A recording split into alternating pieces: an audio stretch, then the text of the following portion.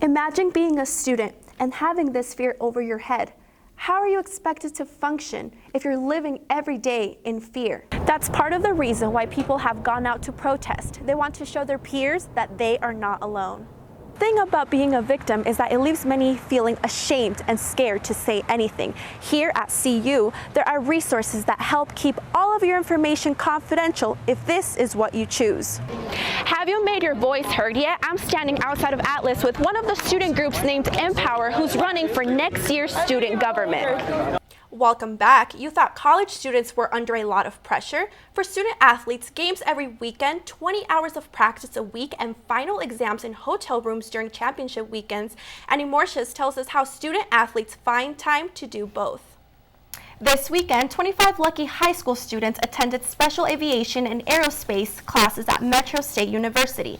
Many students feel overwhelmed when their graduation is approaching, trying to balance their time between school and having to find a job after graduation isn't the easiest thing. Fortunately, there are some students who already have a job in the field they want after graduation. Student election governments close this Thursday at 8 p.m., so make sure you go out and vote. News Team Boulder, I'm Natalie Torres. Those attending the training today hope that the skills they learn will help them engage better with the students. For News Team Boulder, I'm Natalie Torres.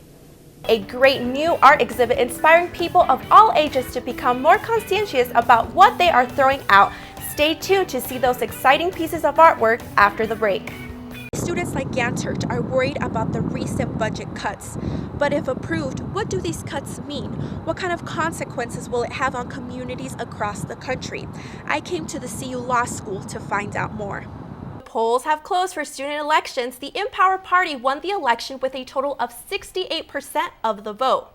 Barron's Field is one of the places where Salam experienced racial discrimination. This is a happy place for many students, but not for Salam.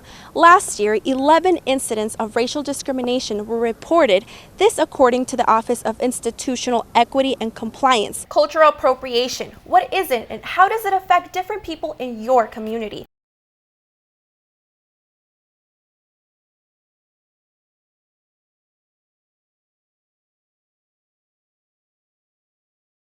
It's going to be a chilly weekend out there. We're only going to see highs up into the 30s or maybe low 40s. Soon-to-be graduate Austin Kopinitsky wants to be a weatherman, and he's getting that experience at CU. I grew up loving the weather, just watching the Weather Channel, and now I'm actually living it out.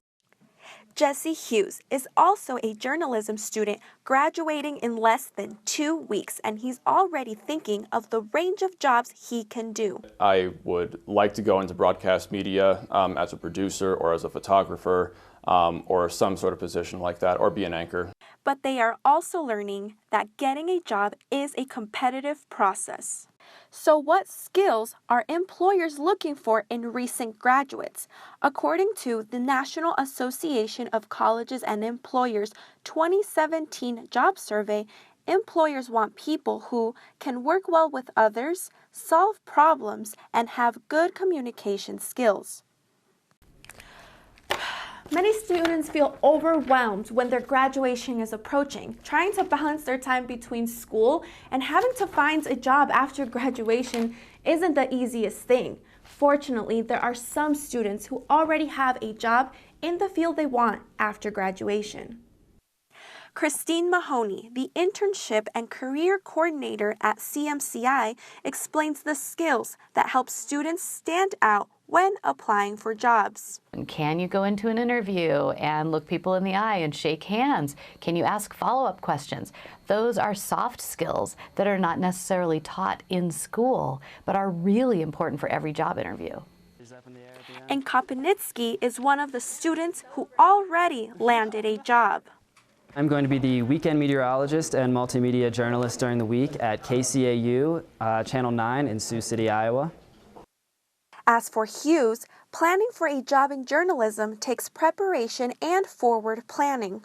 I started looking for jobs back in September and October because I knew that that was going to be something to consider soon. And even though he hasn't secured a job yet, he will keep persevering. I'll just keep applying until I find something. Natalie Torres, News Team Boulder.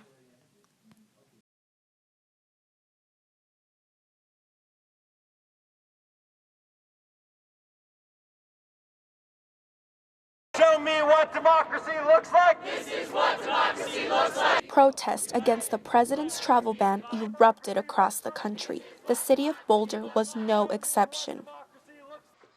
Hera Hashmi is a biology student and co-president of the Muslim Student Association at CU. She and her family moved from India 10 years ago. Although she's not from any of the 7 affected countries, she's afraid that her father will be deported, a fear that leaves her feeling helpless and frustrated. And we are being played by this game, and it's awful, and we're so frustrated, we have no idea what to do. And it's just a very difficult situation going day by day, not knowing what's going to happen tomorrow. 90,000 other people are feeling levels of increasing stress, anxiety, and even depression. Hera wants others to know what they are going through. Really reach out and try to understand, like, when my father has to have a discussion with me on what to do in the case that he gets deported, it's a very scary situation. Imagine being a student and having this fear over your head. How are you expected to function if you're living every day in fear that something might happen to you or your family? That's part of the reason why people have gone out to protest. They want to show their peers that they are not alone. Students like Gwendolyn Ropke. She's a citizen and isn't affected by the travel ban, but she knows it would be un-American for her not to protest. Of life, and this really shows that as Americans, we're not here to get rid of people who are the essential fabric of our country. Boulder Labor Council President Jeff Cahoon has been active trying to get the attention of state officials to get their support.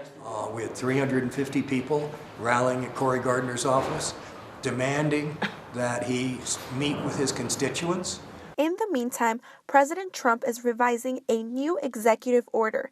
This new order will make it a lot more difficult for judges to call it unconstitutional.